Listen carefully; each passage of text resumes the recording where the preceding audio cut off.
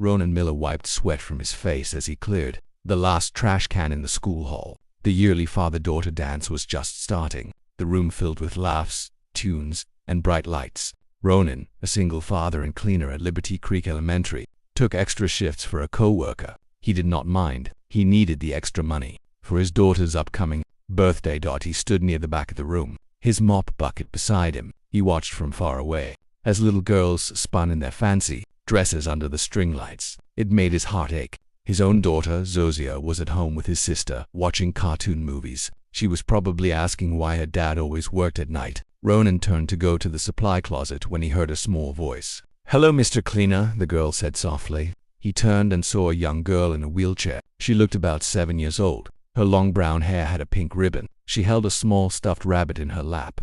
Her name tag said Lila.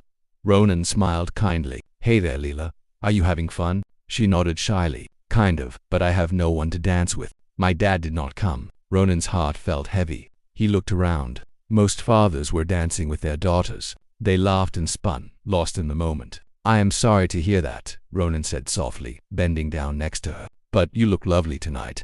Will you dance with me?" she asked. Her eyes were wide and full of hope. Ronan blinked. He was surprised. He looked at his work clothes, then at the mop in his hand. He did not know what to say. "I do not know if I am the right guy for that," he said. "Please," she whispered. "Just one tune." Ronan looked around nervously. Then he gave a small smile. "All right, just one." He put the mop bucket aside, quickly wiped his hands on the cloth, and gently took her hand. He did not know how to dance with someone in a wheelchair, so he just swayed slowly with her to the song. He moved her in a small circle as best as he could. Her laughter was quick and pure. It lit up the room more than any fancy light ever could.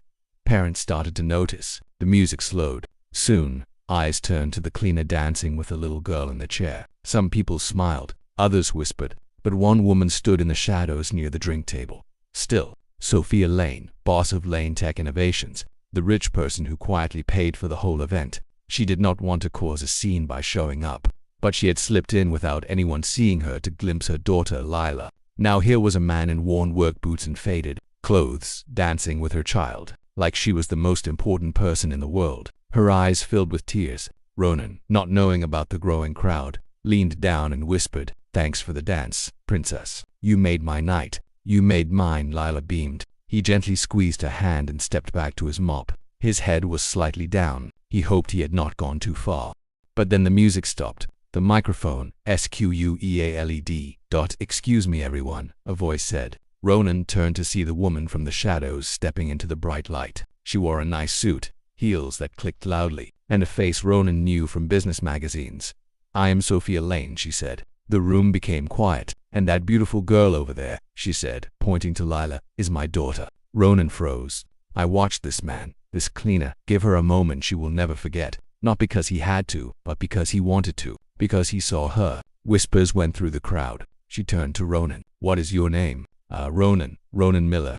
"Well, Mr. Miller," Sophia said, stepping closer, "you have reminded me what kindness looks like. You have also reminded me that true worth has nothing to do with job names or money in the bank." Ronan did not know what to say. He felt many eyes on him. Sophia smiled warmly. "Would you and your daughter be willing to join Lila and me for dinner this weekend? I would like to thank you properly." Ronan blinked, shocked. Yes, of course." Lila cheered. "Yay, can Zosha come to?" Sophia nodded. "Absolutely." The music started again. Ronan stood there, still holding the cloth in his hand. He realized everything had changed in just one dance.